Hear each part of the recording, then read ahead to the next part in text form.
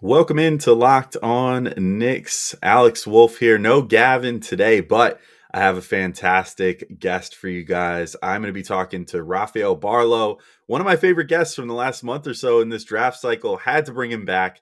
He just recently mocked Mark Williams to the Knicks, center out of Duke. So I'm going to talk to him about Williams, about Jalen Duren, about the value proposition of drafting a center this early in the draft.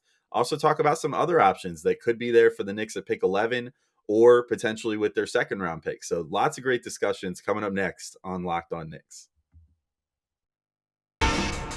You are Locked On Knicks, your daily New York Knicks podcast, part of the Locked On Podcast Network. Your team every day.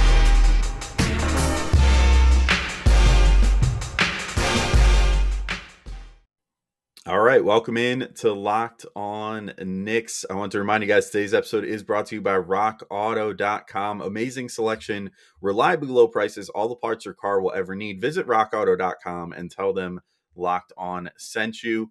I also want to thank you guys for making Locked On Knicks your first listen today and every day, whether you're checking us out on your favorite podcast platform or if you're on YouTube where you can see our smiling faces every day.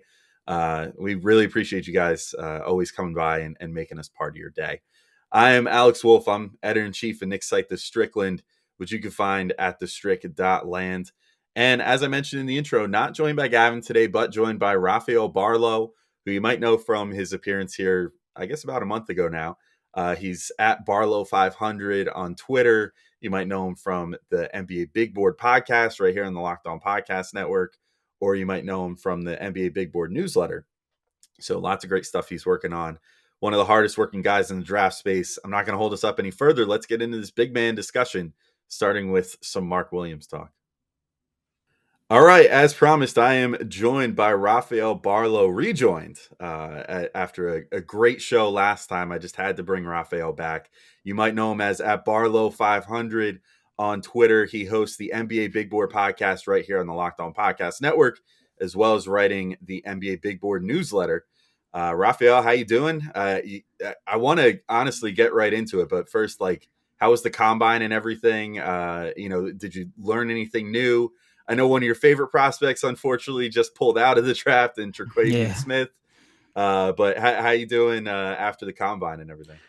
I'm doing good, man. That was a great experience for me. It was my first time going to the combine, and it's pretty cool. I mean, every general manager, head scout, and actually, this is kind of funny, is I sat for all the scrimmages near the entire Knicks whole staff. So, let's see, a couple of their scouts, Tibbs was behind me, just all the big dogs, and I was sitting maybe 2 or 3 seats by them. And so they all sat together. A lot of teams were just kind of people sitting with their friends, but the Knicks' entire staff was pretty much by each other. So that was pretty cool. I got to ask you, hear any juicy gossip from the Knicks staff while you were there? No, I didn't. I didn't. So, I mean, it got to the point where, there's a part of me that still feels like there's a fan aspect to me, right? There's a fan aspect of I am here with these guys that I, have I've been reading about, and they're sitting right here. So of course I'm trying to look and see all right, when this guy's playing, they're not talking to each other. Everybody's paying attention. And so, no, I didn't really see anything that I could tip off and say, okay, the Knicks really like this guy at this particular spot. But overall it was cool. I had a chance to talk to Tim Hardaway for about 10 to 15 minutes. There's a couple other scouts that I talked to. And, but yeah, I mean, the combine was really, really cool.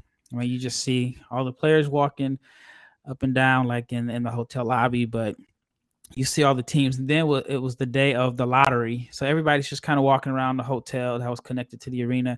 The next thing you know, you just start seeing everybody in suits. Like Chet comes by in a suit, Banchero walks by in a suit. Then you start seeing David Robinson. And it's like, oh, okay, well, they had the actual lottery at it was in another part of the hotel. So that was pretty cool. But other than that, I'm done traveling. I think for now I've spent the last since I got back to the States probably 6 weeks ago, I've been on the road going to different workouts and just meeting up with different agencies and trainers and seeing guys doing their pre-draft stuff. So now it feels good to just kind of settle in and be home. Yeah, it's a real shame the Knicks couldn't have just loudly proclaimed, we're going to take this guy while you're sitting right behind them. But it is what it is. I guess not everything could be so easy. Well, But it's kind of weird about it, not to cut you mm, off, is that oh, go so on ahead. one hand, there's a couple of guys that I've on the staff that I have met and I've talked to that I'm cool. On the other hand, there's still a feel of we don't know him. Mhm. So, we know he took over for Chad, but is he a reporter or is he a scout? And so, there's always going to be times where people feel like, well, we can't say what we want to say because Mhm. we don't want it to turn into a tweet. Yeah, And of so course. usually like the guys that I have talked to, of course, it's always anonymous, but like there is a trust thing because let's say I overheard tips and we love that's the guy, that's our guy right there. And of course, if I tweet it out, it goes viral and I become a Mhm. star overnight in a sense to the Knicks fan base. But then a But pariah to the Knicks staff there. exactly. And I do think like because I'm not a reporter, but I do think guys have dealt with reporters before. And usually reporters have some intel where they can either make a name for themselves and kind of make everybody else, lose their credibility. So I'm new, so I may not get all the quotes, or they may be a little quiet around me until they feel like they can trust me. Yeah. Well, I'm sure they'll get there eventually. But in the meantime, while we're speculating, in your latest big board newsletter, you had the Knicks taking Mark Williams, which I thought was interesting. It was very polarizing among Knicks fans. Definitely. I've had a lot of private discussions now about like the value proposition of taking a center at that pick and all that stuff, which we'll get to in a minute. But I wanted to read off your quote that you had in here, which you tweeted out, which was, if you can get Mark Williams and Jalen Duren in a workout together, I think Mark Williams would get the best of him, but I doubt they'll work out together. I find that to be interesting. I mean, Williams, obviously the more polished player, thanks to having an extra year of play time at Duke. But I'm hearing, I mean, I don't have his measurements in front of me, but I believe he measured very well at the 9'9" standing reach. yeah, I mean he's So, like, huge. He's just an yeah, enormous dude that operates with a lot of size. Seems to have a good amount of finesse to his game. I mean, I was very impressed with him in the NCAA tournament. Like, don't get me wrong, but I wonder a little bit about taking him there. I mean, if you were going to make the elevator pitch for this pick to Knicks fans to say no, you know what, like this is a good idea. And you mentioned, of course, this is like with the idea that Mitchell Robinson might be gone in free agency. I know we floated on our show, and this is sort of perfect timing. This is going to be our draft primer on bigs because we've been doing positional previews of all the various positions for the offseason, how the Knicks can address certain needs, stuff like that. They could go after a less expensive free agent or something and get a JaVale McGee type and just roll with that. And that seems to work for a lot of teams. But, what would be your case for investing in a guy like Williams in the draft, with his skill set and everything else, if you were looking to replace Mitch that way?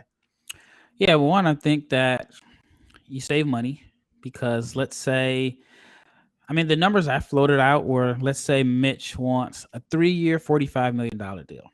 $15 million a year. On one hand, in the old NBA, that sounds expensive. I think a lot of people think, it's the old NBA where 17 million and 20 million was a max contract. Mm-hmm. And so I threw out 15 million a year, short, not a long deal. And Knicks fans are kind of tough. So some people thought it was just the stupidest contract ever. Didn't think that he was worth 15 million. And the way I broke it down was, all right, if DeAndre Ayton is going to get a max this summer, it will, if it's even a max from another team, that's like 32 million. If Mitchell Robinson is half of DeAndre Ayton, that puts him at around 16, 15 and a half, 15 million, right? But if you're the Knicks and you do not feel like he's worth that money, then you can go get Mark Williams, who I think has a higher upside, who's younger, and you can get him a lot cheaper. And I think on one hand, it may make sense because you get your rim protector, you get your vertical lob threat. I think that I don't know if he's as naturally gifted and as talented as Mitchell Robinson, but I think he's steadier. I think he'll rebound. I think he has a better understanding of his role and who he is. Kind of one of the knocks on Mitch is that he wants to do other stuff. I remember like the video from a couple of summers ago. I don't know if he was joking or not, but the ball handling and all that.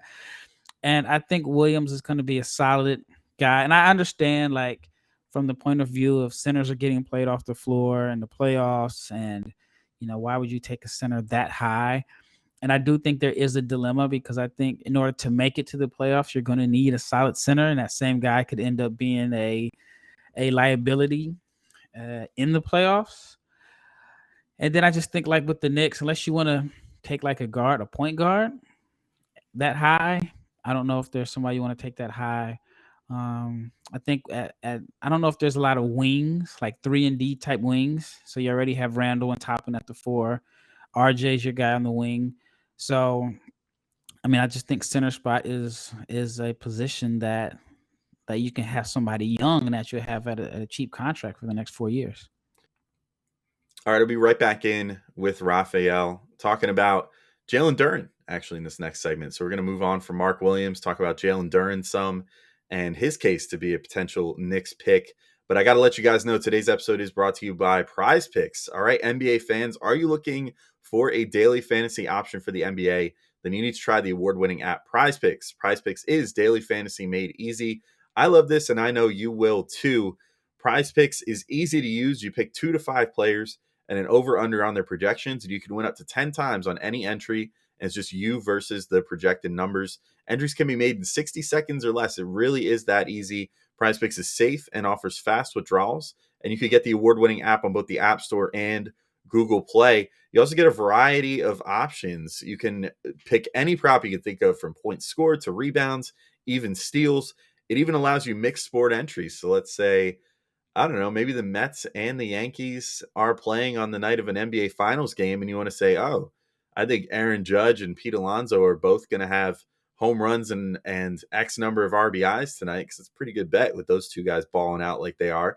And you want to bet on Steph Curry 3-pointers along with that in your entry. You can do all that. It's that simple. You just put them all into one entry and you're good to go. So for a limited time, Prize Picks has an exclusive no-brainer of an offer for all of our users. Users get $50 for free if a player in your first Prize Picks entry scores a single point, but you have to use code NBA. That's right. This is an exclusive offer available to Locked On fans. Sign up today and use code NBA, and you'll get $50 for free if a player in your first Prize Picks entry scores a single point.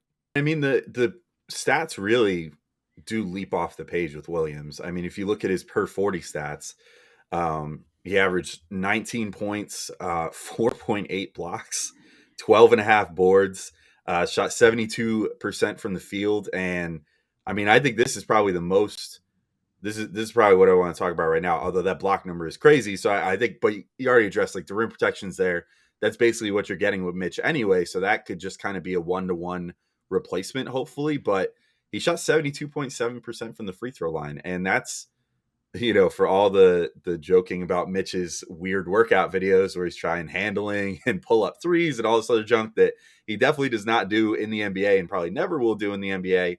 I mean, I think Williams displayed, at the free throw line there, shooting 73%, and then just in games, maybe not a ton, but I think he might have a little bit of a soft touch. Like, what's your projection on him as far as being able to even just develop like a mid-ranger eventually, or just something other than catching lobs and finishing right around the hoop? Because I think ultimately, if you're talking about trying to spend some draft capital to upgrade Mitch, even outside of just the contract thing, I think that would be the differentiator. Like, you're not going to find too many better rim protectors than him, but if you can find someone that could roughly replicate Mitch's rim protection, but also has a more diverse offensive skill set, can still do basically all the things Mitch did, plus, give you a soft touch in the mid-range, I think that could potentially be really valuable for the Knicks.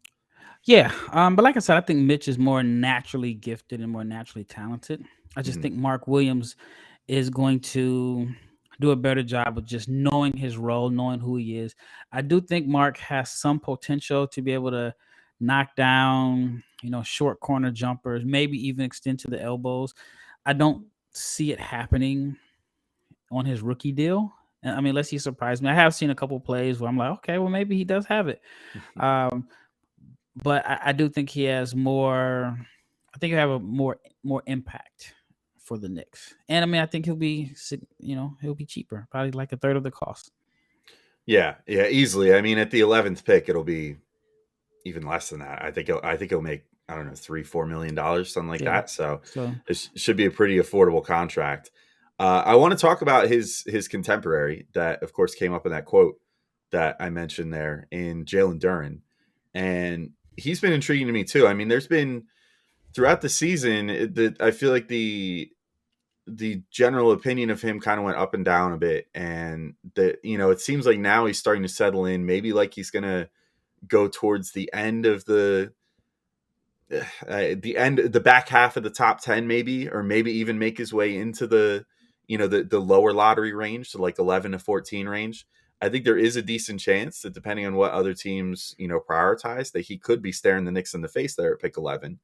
And I mean, we've talked to a number of different guys. Like, we've had like Jonathan Wasserman, Ricky O'Donnell, like various dudes on to talk about these guys, and I think it was Ricky especially that was really high on Duren as a prospect, and was like, look, like, I've got him like number 6 or so on my board. Like, I still buy a lot of that preseason hype. I think he's got a lot to offer. He's one of the youngest players in the draft. He's built like a Greek god. I mean, the guy's just enormous for like an 18-year-old. Yep. What's your take on him? I mean, I guess my first question on him before we get into specific skills, like, how far away do you think he would be from being like a everyday starting NBA player? Or do you think that he's going to be sort of like Mitch, where he's going to need that like first season of seasoning, where he's going to need to play like 15 to 20 minutes a game, get the fouls under control, learn the pace and the speed and everything of the NBA game? Or do you think he might be able to surprise people and kind of step right in? I honestly think it depends on the team, right? If it's the Thunder, who have plenty of time. I mean, they don't have a timeline of where there's, at least not to my knowledge, they don't have an immediate timeline, I should say, to make the playoffs. Let's say Houston, same thing. They'll let you play through the mistakes, even though Houston is not going to, take him at number 3. But with the Knicks, there's a pressure to win. There is a pressure to make the playoffs. And you do have a coach that likes veterans who, I don't think he's ever going to fully embrace a youth movement. So I think it depends on the team. But I mean, I like Duren. I think that, he had a lot of hype coming into the season as a guy that could potentially end up being a top 3, top 4 pick, top 5 pick. I think that Memphis didn't really have the point guard play to really maximize his gifts. And then, of course, college basketball, there's not a lot of spacing there. And the area that I think kind of hurt him a little bit with Memphis was, it seemed like at the beginning of the year, even though Duren was projected high, it just seemed like they were trying to appease Imani Bates and trying to turn him into a point guard, which he's not a point guard. And I think trying to, I would say, I guess maybe keep their word if it was a promise to Imani Bates, hey, you're going to be our guy this year, yada, yada, yada. And maybe they were a package deal. I don't know what it was that went on behind the scenes, but Memphis obviously got a lot better once Imani Bates went down. But I think that maybe if Duren had a point guard, then maybe he would be back in the top 5 range. Most of his points he got off the hustle, offensive rebounds, maybe running the floor. But his age is appealing. He's a couple years younger than Mark Williams. But I think in the quote that you read, I think it was legitimate. If you get him in a workout, 2-on-2, whatever, I think Mark Williams would be more impressive. But because he's a couple years older and has 2 years of experience, I mean, everybody loves upside and potential more than production. And so I think that Duren is going to go ahead of him. Yeah, and I think that's an interesting point too. I mean, we've certainly, as Knicks fans, one of the most famous stories is that Kevin Knox burned Miles Bridges in a workout, and that's why Knox wound up being the pick instead of Miles or McCall, who was. And they reminded me, as soon as I posted that tweet, that is Knicks fans reminded me all about that. Everybody's got a long memory, but I think in this case it would be the opposite, right? This is like Williams, beating up on Duren would sort of be the expected outcome there. I have my I have my reservations about taking a guy like Duren, but I also have I sort of feel like if I'm the Knicks and he gets there at 11, and I mean it all depends on what their plan is going forward, right? And maybe this would dictate if they have both those guys sitting there. They've already said we're moving off of Mitch. We're not going to re-sign him, and they're already have their minds made up about getting rid of like Julius Randle and really starting to lean into the youth and roll with the younger team next year and just see where things go. Like I wonder how that changes their motivations. Like if that makes them take Duren, and then if they're like, no, we're not going to trade Julius Randle. We want to try to compete, again this year. And if there's that pressure to win, like what you mentioned, then maybe they go with the Williams pick there because he would be the more ready-made product there, I guess. Like, I don't know if you were going to project forward, like, and I know this is a fool's errand, so I apologize. This is like the scout's worst nightmare when you say think 5 years in the future. But like, if you're going to think 5 years in the future, like, and maybe try to pick, prime / like ceiling ish comps for those two guys. What do you think they could potentially end up being if all things break as best as they could? And then like, how likely do you think that is for both those guys? All right, I'll be right back in with Rafael. We're going to finish up our discussion. We'll talk about Tari Eason some and also some sleepers for the Knicks. A couple guys that they could potentially look at with their 42nd pick, or if they maybe execute a slight trade up into the late first or early second round. But I got to remind you guys, today's episode is brought to you by Rock Auto. With the ever-increasing number of makes and models, it's impossible for your local chain auto parts store to stock all the parts you need. Why would you want to endure the pointless or intimidating questioning about your car and then deal with them looking up the part on their computer? It takes like 5 minutes, and that, which is honestly, it takes you even less time. Just go to Rock Auto and do it. Then they're going to try to sell you the most expensive brand they have. Then they're going to tell you that, of course, it's not in the store. They have to order it, which is what you could literally just do at home. And then you're going to have to come back to their store to pick it up later in the week. It's never a fun experience going to those auto parts stores. You always want to just get your part and go and do your work, and you never get a chance to do that and wind up having to wait and pay a lot more money. That's where rockauto.com comes in. Let's say you want to work on your car on Saturday, just place an order earlier in the week. Then you'll get it shipped right to your door, and you won't have to worry about going to that stupid store and dealing with all their crap. And you don't have to spend 30%, 50%, or even 100% more for the same parts that you would at a chain store or a auto dealership. Definitely don't want to go to a dealership. For example, if you want to fix up the family van, you can get a Honda Odyssey fuel pump for $353 from one of those chain stores, just $216 from rockauto.com. So, save enough to get the whole 7-member family a big dinner for the amount you save just on that one part. So go to rockauto.com right now and you can see all the parts available for your car or truck. And if you get something, right, Locked On in their How Did You Hear About Us box so they know we sent you. Amazing selection, reliably low prices, all the parts your car will ever need. rockauto.com. Oh man, That's a big long question. yeah, I apologize. it's a tough question because I think Duren has a higher upside. I mean, I saw like the video of him shooting threes at his pro day, which, as somebody that has been to pro days, and I am a videographer, it's so easy for fans to get fooled by pro days. Like I remember, I was in Chicago last week, and there was a guy that I won't mention his name. He shot horrible at the pro day, and ESPN they didn't say anything. They just posted a clip of the guy making like 3 shots in a row, but the perception is he killed it. And so maybe Duren could have shot 4 for 50 on 10 spot threes, but if he made 4 in a row, it looks like, oh man, he's been able to extend his range. He's going to be a 3-point shooter. So I wasn't there as pro day, so I don't know how well he really shot the ball. I'm not going to judge it based off of the clips that I saw on social media, but I do think that he does have more upside as a floor spacer than Williams. Maybe down the line. It's tough. I mean, I've seen some people try to compare him to Bam Duren because he's shown some flashes of being able to make some good passes out of the high post and the low post.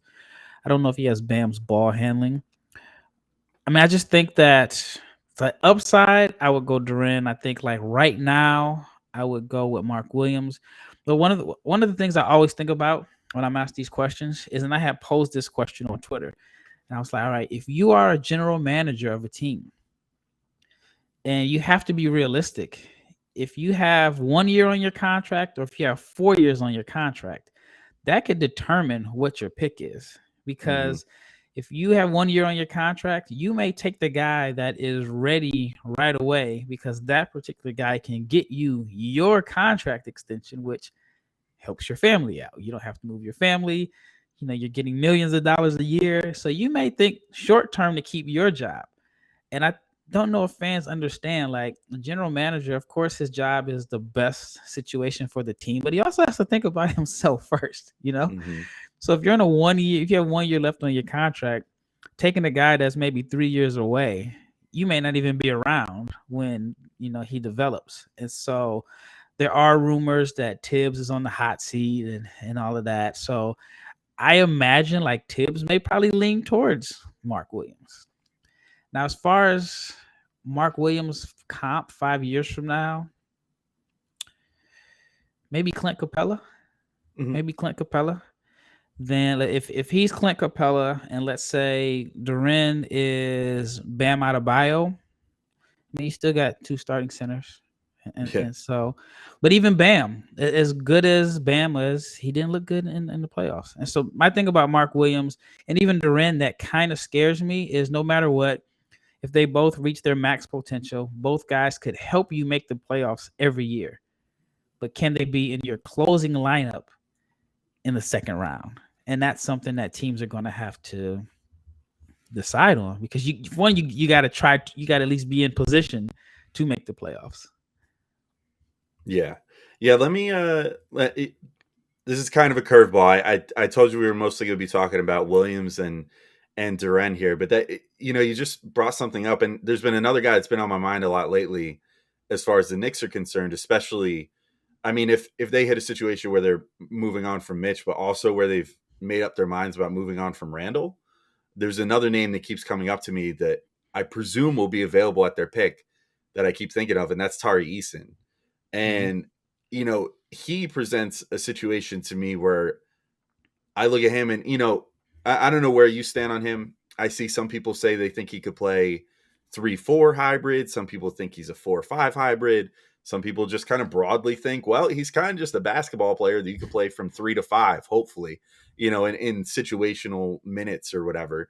And, so regardless of what his position is, I look at him and I think, okay, this guy looks more like a modern NBA player. And you want to talk about a guy that did himself some favors at the combine, like measured out really well as far as, height, wingspan, hand size, all these things that people care about as far as being able to get your hands on the ball sort of thing.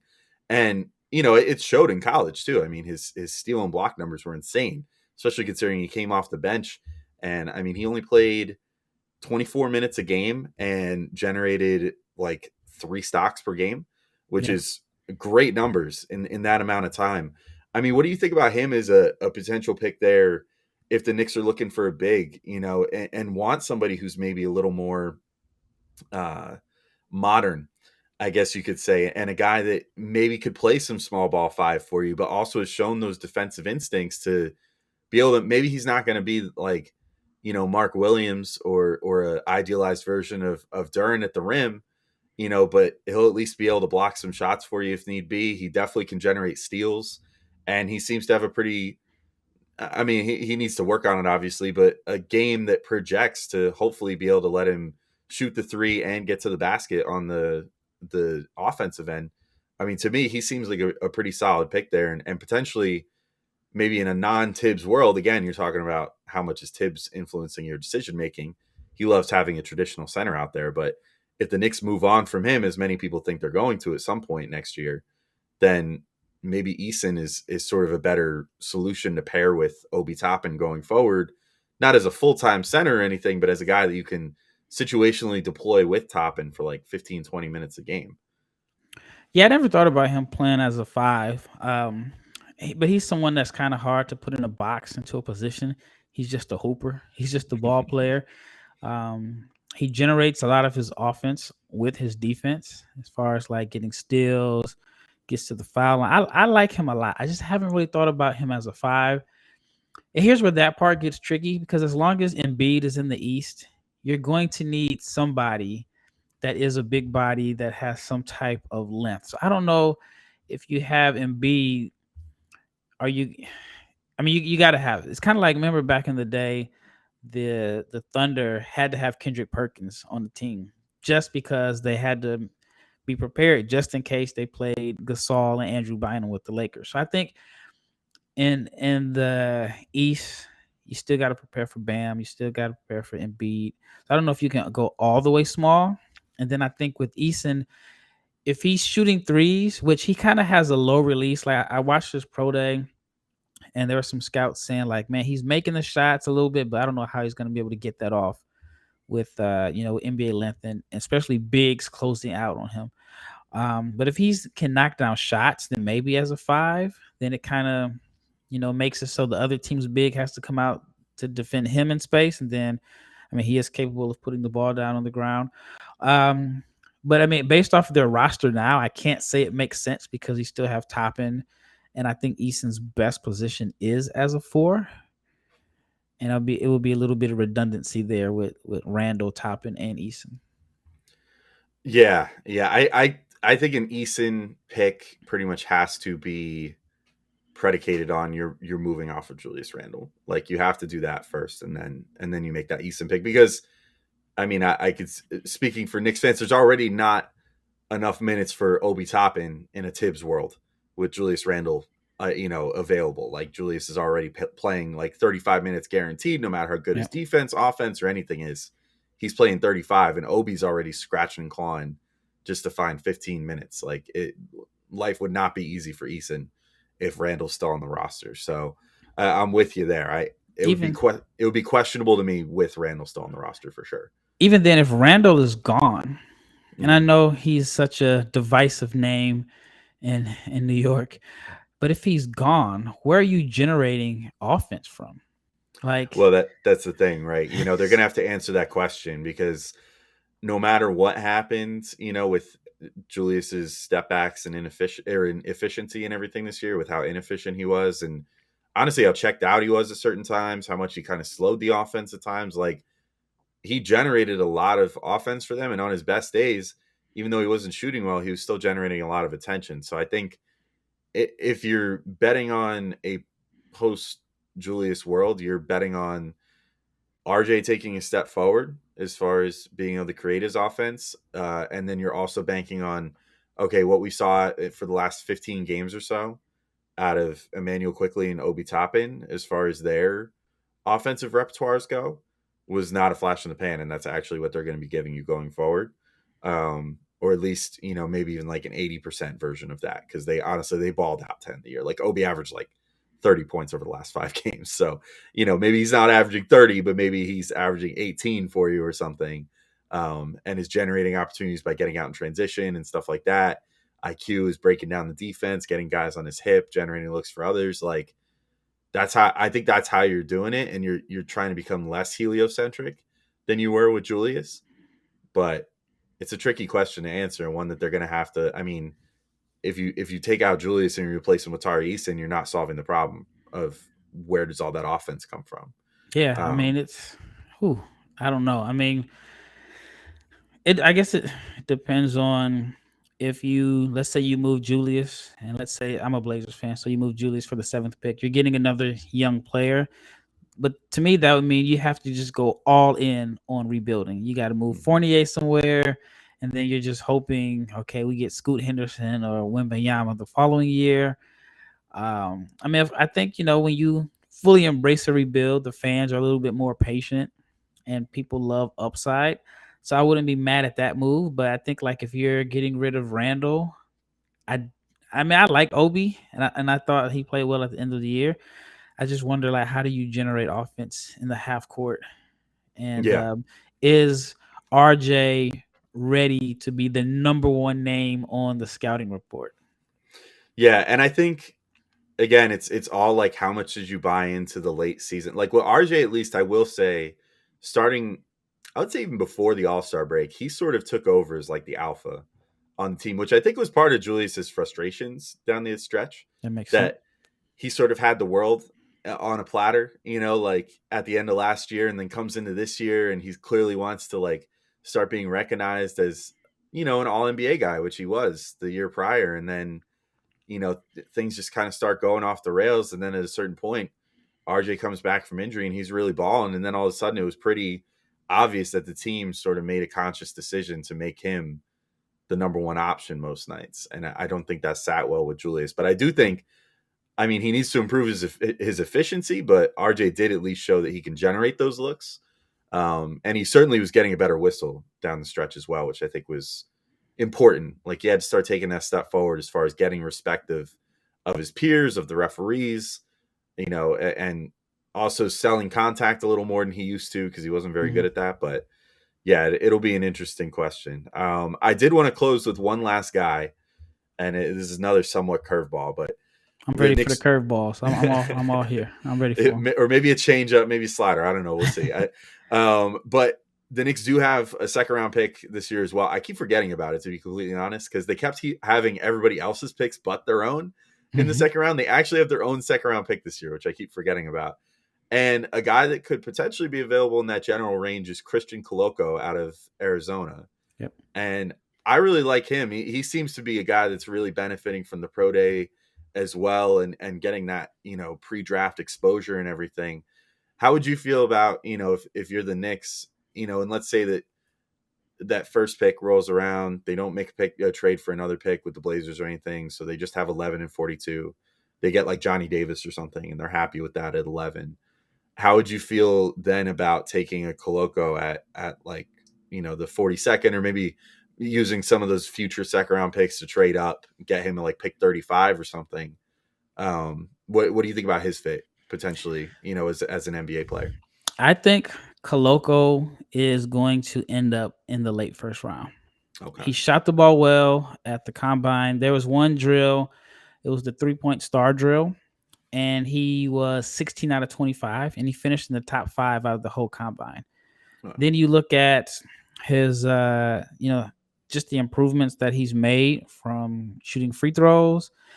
He shot 73% from the foul line. So it's like, if you believe that Mark Williams potentially has some upside as a floor spacer, then you have to be more confident that Koloko is more ready to contribute there. So, it probably wouldn't be a bad idea if they can. Let's say they do move Randall, then you select, somebody else at number 11. I'm sure that pick is going to end up being like a first round pick for Randall.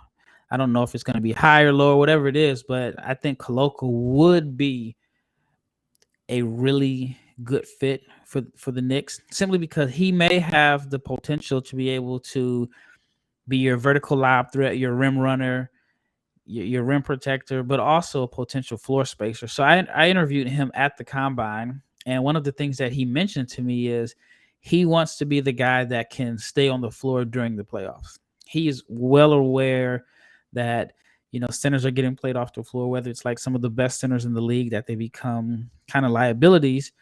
But he understands that I want to be able to play defense, but I want to be able to stay on the floor because I'm bringing other centers out. So he had mentioned to me, like, he feels like he has been able to shoot at Arizona, but they didn't really let him. So that's why it was such a surprise. He didn't make a single 3-pointer last season, but then he made 16 out of 25. So I think with his workouts, if he can continue to just show that what he did at the combine wasn't a fluke, then I think he can move up into the first round. And then you look at teams like Dallas, they are in need of a center, and giving Luka a floor spacer and vertical lob threat would be really beneficial. The player that I don't know if he'll be available, that also could be a value pick at 42. Again, I don't think he'll be available, is Ismael Kamagate from France. He's someone that I had a chance to watch a couple times. He actually shares the same agent as Evan Fournier, so there may be a connection there. Kind of a late bloomer, someone that, just 2 years ago barely played on like France's under 18U team. And then over the past couple of years, he's just, especially this year, he's made big strides. He spent last summer working out with the French national team, which went to the gold medal game, lost to the U.S. He also shares the same agent as Gobert and Victor Wembanyama. So I mean, he's been working out with those guys. He's gotten better. And I went to a game earlier this year, and I mean, I won't say everybody, but most people that really follow the draft know Victor Wembanyama. People have been praising him as the best NBA prospect since I've heard Anthony Davis, the best international prospect since Luka. We heard since Kareem the other day. So I Yeah. mean, So I've and I actually I live in Dallas, and so he's gonna be working out here in Dallas in a couple of weeks. So I'll get a chance to see him work out there. But the game that I went to, it was in November, and I know this is how crazy my life is. It was on my wedding day. I got married in Paris. And then later on that day, my wife's such an awesome woman. I was like, we got to go to this basketball game. And so we went. So on my wedding day, we watched Kamagate and Wembanyama play heads up. And Kamagate got the best of Wembanyama. Outplayed him. I mean, every NBA team, I shouldn't say every NBA team, a lot of NBA teams were there. And I mean, Kamagate's physically bigger and stronger than Wembanyama. If you've seen Wembanyama, he can hold a hoop to a Cheerio. But Kamagate is somebody that I'm really high on. He's your strong, vertical lob threat. He has shown flashes of being a good passer. I watched his workout. He showed that he can knock down shots. He is someone that I think that if he went to college and he went to like a blue blood school, he would be a lock to be a mid first round pick. But he hasn't really, got the same buzz. So if he is available at 42, I think that could be a good pick. And then there's also guys like Jalen Williams. There's two Jalen Williams in this draft. The one from Arkansas, I think he can be a value pick in the second round. So there are some centers or maybe even some point guards that could be available for the Knicks pick 42. And I know it's kind of a long-winded answer, but in my opinion, between picks 15 through like 40, not much difference. I think it's going to be an acquired taste. There's somebody who maybe mocked at 38 on most people's big boards could end up going 17. There's somebody who people can see as mid first round pick that could fall. So, I mean, I don't even think the Knicks have to move up a bunch to get someone that could possibly come in to help. Yeah, well, that's certainly a lot of guys to chew on there. I appreciate the extra additions there because I'm always looking for new guys to look up. So I'm definitely gonna have to check out Kamagate now. But Rafael, I think we've reached the logical end of this big man discussion here. So thanks so much for popping on. Do you want to remind everybody where to find you on Twitter, where to find all your work, and of course about the NBA Big Board podcast and all that good stuff? Yeah, man. Thanks for reaching out to me. It's always a pleasure to talk to a Knicks fan base. It's the fan base that I probably have the most love-hate relationship with because whoever I mock to the Knicks, there's somebody that's like, man, you know what? This is a great pick.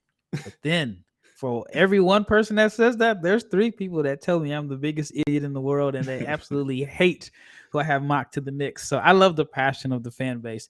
But yeah, you can find me at Barlowe 500. BARLOWE 500 on Twitter, and then the NBA Big Board newsletter. It's $7 a month or $50 a year. Like I mentioned earlier, I'm getting a lot of intel from different teams and scouts. And of course, nobody's going to tell me exactly what their team is thinking, but it's more so along the lines of, what other teams are hearing this team may make. And then also agents actually pretty much give the best intel in a sense because they know what they heard from other teams. They know who their guy is working out with, which means the team could be looking at this particular player. So I'm gathering a lot of intel there. So if you want some of that information, it's NBABigBoard.com. And then also there's the Locked On NBA Big Board podcast, which is 5 days a week. Yeah, I always 5 days a week on the NBA podcast on Locked On. So if you ever listen to Locked On Knicks and then decide you want to go listen to something else right after, you can always check out the Big Board Pod.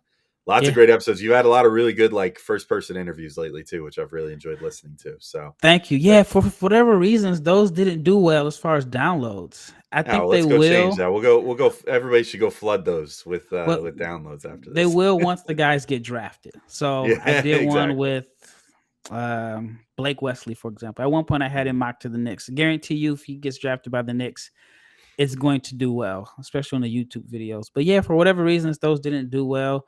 I just think once fans get a team association with a player, it will do well. I'm like, man, I spent a lot of my own money traveling Yeah. to the different locations and going to the workouts, but I think it'll pay off in the end. I think so too. Well, thanks so much, Rafael, and thank you everybody for listening. We'll be back with more shows this week. We're gonna keep working on that NBA Finals comparison little series that we're doing. We'll have some more draft talk, all kinds of good stuff coming up for you guys. So thanks for listening. We'll talk to you all soon. Peace out.